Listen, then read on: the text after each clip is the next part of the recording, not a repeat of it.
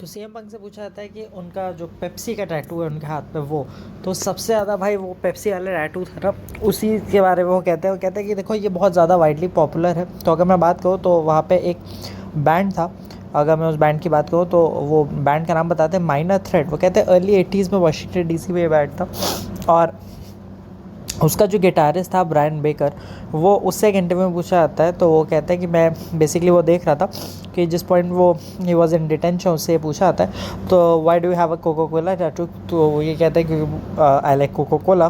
तो वो कहते हैं कि सीएम पंक की मुझे एक्चुअली, और वो बैंड और वो बेसिकली रिस्पॉन्सिबल थे वो स्ट्रेट एज वाला मतलब रिप्रेजेंट करने के लिए, कल्चर लाने के लिए कि स्ट्रेट एज हुआ जा सकता है, क्योंकि यूजुअली ये माना जाता है कि बैंड वाले म्यूजिशियंस भाई ये सब तो मतलब ड्रग्स करते हो, क्या अल्कोहल करते हो वो।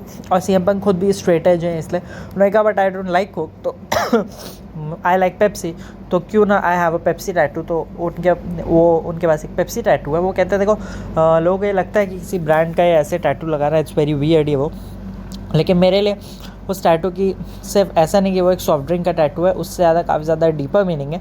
प्लस ऑब्वियसली ये टैटू रिप्रेजेंट करता है कि आई एम स्ट्रेट एज, उस चीज़ को भी उन्होंने मेंशन किया। तो ऐसे इंटरेस्टिंग शॉर्ट्स के लिए चैनल सब्सक्राइब करें। Thank you so much for watching.